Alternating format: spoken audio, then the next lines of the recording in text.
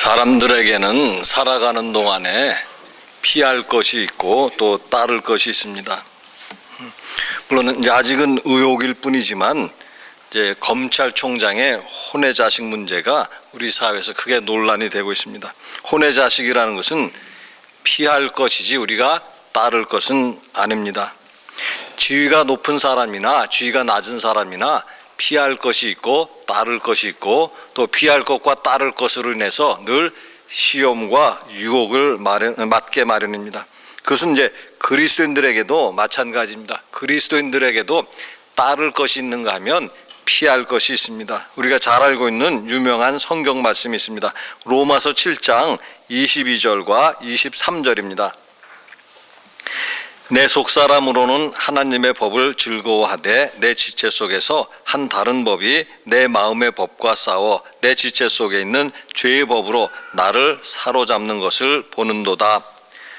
우리 그리스도인들은 죄의 법을 피하고 하나님의 법을 따라야 합니다. 그런데 늘 우리 마음속에는 죄의 법과 하나님의 법이 갈등하고 있고 늘 그것으로 인해서 우리가 시험과 유혹을 받고 있다, 그런 뜻입니다. 이제 오늘 설교 본문을 보더라도 그렇습니다. 디모데전서 6장 11절입니다. 오직 너 하나님의 사람아 이것들을 피하고 의와 경건과 믿음과 사랑과 인내와 온유를 따르며, 이 말씀에도 사람들이 피할 것이 있고 따를 것이 있다는 말씀입니다. 이것들을 피하고 이렇게 말씀하고 있는데요, 여기서 이것들이라는 것은 앞에서 말씀하신 것을 뜻하는 것입니다. 그래서 앞의 내용을 다시 말씀드리면은요, 디모데전서 6장 6절에 보시면은요, 그러나 자족하는 마음이 있으면 경건은 큰 이익이 되느니라. 거기서 이제 경건이란 말을 그냥 신앙생활이라는 말로 바꾸면 좀 더 금방 이해가 될 것입니다. 그러나 자족하는 마음이 있으면 신앙생활은 큰 이익이 되느니라. 신앙생활이 우리에게 큰 이익이 되는데 거기에는 조건이 붙어 있습니다. 그 조건은 바로 무언가 하면 자족하는 마음이 있으면, 이런 이야기입니다. 이 말씀을 오늘 디모데전서 6장 10절과 말씀과 연결해 본다고 한다면 결국 우리가 따를 것이 있는데 그 따를 것은 바로 자족하는 마음이다, 그런 이야기입니다. 자족하는 마음이 있어야만 신앙생활도 우리에게 이익이 되는 것이고, 자족하는 마음이 없다라고 한다면 신앙생활은 우리에게 결코 유익이 되지 못한다. 신앙생활이라는 것도 헛된 것이 될 수 있다, 그런 뜻입니다.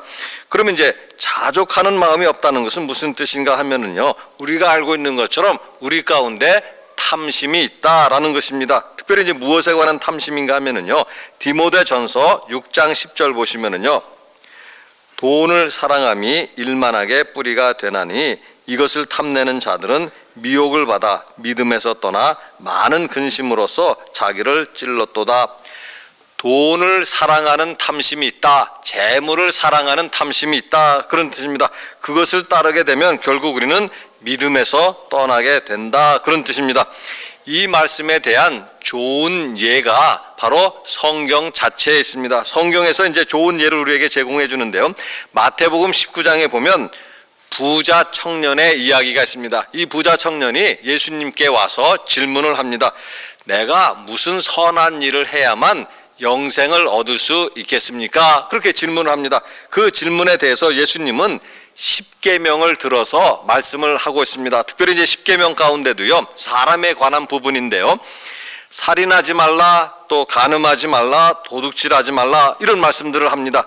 그러자 그 청년이 대답하기를 그 10계명을 내가 잘 지켰다, 이렇게 아주 자신 있게 말을 합니다. 그러자 예수님이 그 말씀을 듣고 하신 말씀이 있는데요, 그게 바로 마태복음 19장 21절입니다. 예수께서 이르시되 내가 온전하고자 할진대 가서 내 소유를 팔아 가난한 자들에게 주라. 그리하면 하늘에서 보화가 내게 있으리라. 그리고 와서 나를 따르라 하시니, 이 말씀을 듣고 부자 청년이 어떻게 했는가 하는 것입니다. 이 말씀을 듣고는 근심하고 예수님을 떠나갔다, 그런 말씀입니다. 돈을 사랑하는 마음을 버릴 수 없었다, 그런 이야기입니다. 돈을 사랑하는 마음을 버릴 수 없어서 결국 예수님을 따를 수 없었다, 그런 뜻입니다. 지난 주 중에는 우리는 또 다른 뉴스를 통해서도 사례를 또 생각해 볼 수가 있습니다. 그것은 바로 SK그룹 최태원 회장 형제가 구속되었다라는 것이고, 그 이유는 무엇인가 하면 회사 돈 수백억 원을 갖다가 횡령했다라는 것입니다. 그들은 작은, 그야말로 중소기업의 사장도 아니고 SK그룹의 회장이다라는 것입니다. 그러면 우리는 얼마나 그들이 많은 돈을 가지고 있을까라는 것을 상상해 볼 수가 있는데, 그럼에도 자족하는 마음 없고 오직 탐심뿐이어서 자기 회사 돈을 횡령했다, 그런 이야기입니다. 자족하는 마음을 가진다는 것은 정말로 중요한 것이고, 오늘 말씀에 따르면 우리 그리스도인들이 따라야 할 것 가운데 하나다, 그런 이야기입니다. 어떤 의미에서 보면은요, 거꾸로 말씀드린다면 우리가 신앙생활을 통해서 얻어야 할 것이 있다라고 한다면 그것은 다름이 아니라 자족하는 마음이다, 그런 이야기입니다. 물론 자족하는 마음을 가진다는 것은 어려운 일이고 때로는 그런 생각도 듭니다. 자족하는 마음을 가진다는 것은 아예 불가능한 일은 아닌가, 그런 생각도 해보게 됩니다. 왜냐하면 앞에서 예를 들었지만 부자 청년 10계명을 잘 지키는 사람이었습니다. 10계명을 잘 지키는 사람조차도 힘들어했다고 한다면 우리 같은 사람들은 10계명도 제대로 못 지키는 사람인데 과연 자족하는 마음을 가질 수 있겠는가, 그런 이야기입니다. 근데 성경에 보면 탐심을 가지고 있는 인간의 모습도 보여주고 있지만 탐심을 버리고 자족하는 마음을 가지고 살아갔던 사람의 이야기도 보여주고 있다, 그런 이야기입니다. 그 대표적인 사람이 바로 누군가 하면 사도 바울입니다. 사도 바울, 빌립보서 4장 11절에서 13절에 보시면은요, 내가 궁핍함으로 말하는 것이 아니니라. 어떠한 형편에든지 나는 자족하기를 배웠노니 나는 비천에 처할 줄도 알고 풍부에 처할 줄도 알아. 모든 일 곧 배부름과 배고픔과 풍부와 궁핍에도 처할 줄 아는 일체의 비결을 배웠노라. 내게 능력 주시는 자 안에서 내가 모든 것을 할 수 있느니라. 내가 모든 것을 할 수 있느니라. 이 말은 한국 교회안에서 엉터리로 이제 해석되고 있는 것인데요. 예수님을 믿으면 마치 슈퍼맨이 되는 것처럼 해석할 소지가 있는데 그것이 아니다, 그런 이야기입니다. 앞에 말씀 보시면은요, 어떠한 형편에든지 나는 자족하기를 배웠노니, 이렇게 말씀을 하고 있습니다. 일반적으로 말씀드린다면은요, 사람이 풍부하게 되면 교만해지기 마련이다, 그런 이야기입니다. 또 반대로 사람이 비천하게 되면 비굴하기 마련이다, 그런 이야기입니다. 그럼에도 사도 바울은 풍부할 때 교만하지 않았고 또 그 비천할 때 비굴하지 않았다, 그런 이야기입니다. 어떤 형편에서든지 그가 자족하며 살았다라는 것인데요, 그 힘이 어디에서 온 것인가 하는 것입니다. 오늘 말씀 가운데 보시면은요, 내게 능력 주시는 자 안에서, 내게 능력 주시는 자 하나님 안에서 하나님이 주시는 신앙의 힘을 가지고 그것을 가질 수 있었다, 그런 뜻입니다. 고린도후서 3장 5절에 보시면은요, 우리가 무슨 일이든지 우리에게서 난 것 같이 스스로 만족할 것이 아니니 우리의 만족은 오직 하나님으로부터 나느니라.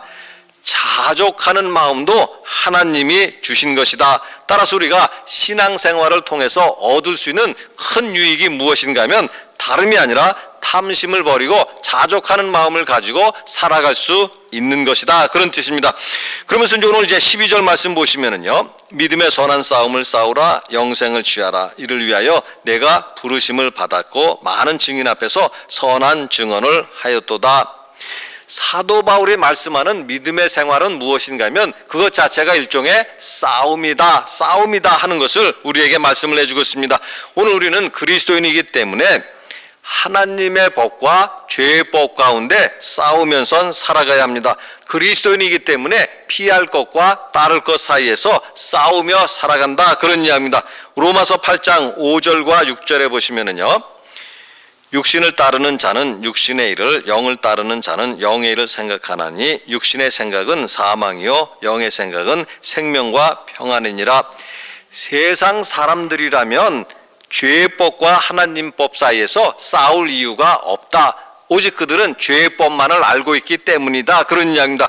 그러나 우리는 이제 하나님의 법도 알기 때문에 죄의 법과 하나님의 법 가운데 싸움을 하고 있다. 또 세상 사람들 같으면 육신을 따르고 육신의 생각만 하기 때문에 싸울 이유가 없다, 그런 이야기입니다. 그러나 우리는 영을 따르고 영의 생각을 하기 때문에 그 사이에서 항상 싸우고 있다, 그런 이야기입니다. 육신의 생각을 따를 것인지 또 아니면 영의 생각을 따를 것인지 그 가운데서 싸움을 하고 있다, 그런 이야기입니다.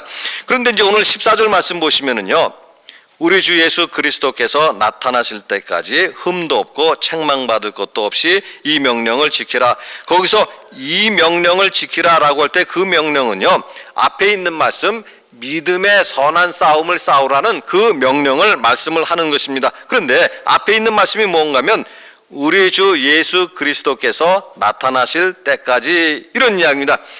우리가 그리스도인으로서 믿음의 싸움을 한다고 하면 그것은 바로 일시적인 싸움이 결코 아니다, 그런 이야기입니다. 한 번 싸우고 말 그런 싸움이 아니다, 그런 이야기입니다.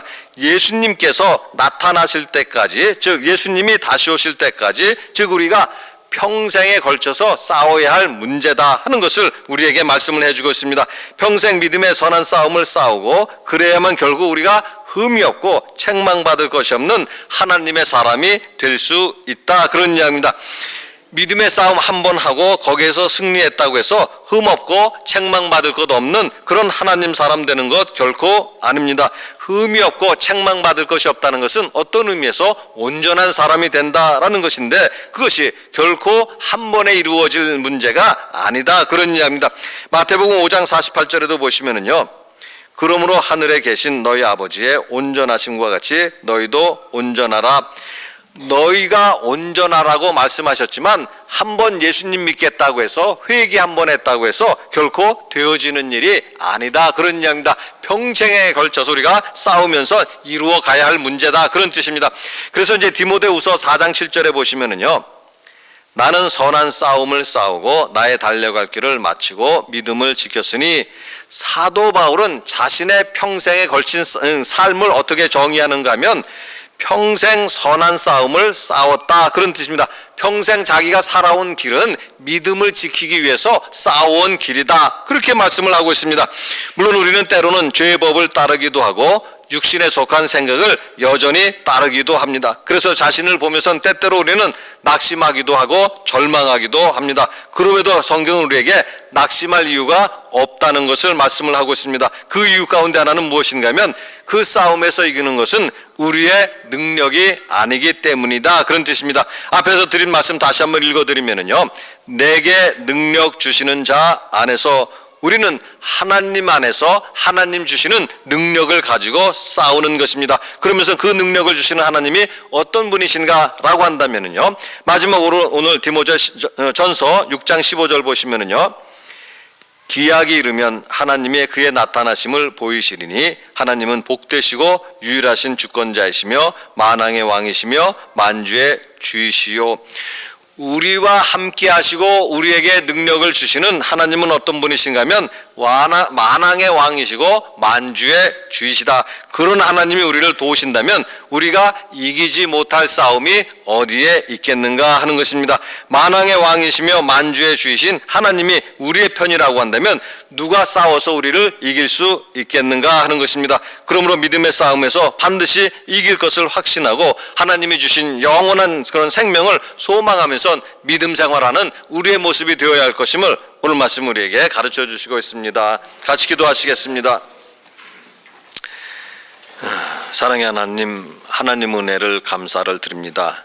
죄인 저희들을 하나님 아버지 자비와 긍휼 가운데 사랑하셔서 하나님의 자녀로 삼아주시고 또 지금도 변함없이 저희들과 함께 해주시고 또 저희의 연약함을 아시고 능력 가운데 함께 하셔서 믿음의 싸움을 하나님 싸워갈 수 있게 하시고 또 이길 수 있게 하여 주시는 것을 늘 감사를 드립니다. 오늘도 은혜를 베풀어 주셨으니 하나님 주신 은혜와 평강을 가지고 세상에 나가게 하시고 세상의 법에 따르지 않고 세상 속에서도 승리할 수 있는 저희가 다 되도록 도와주시옵소서. 감사드리며 우리 주 예수 그리스도 이름으로 기도드리옵나이다. 아멘.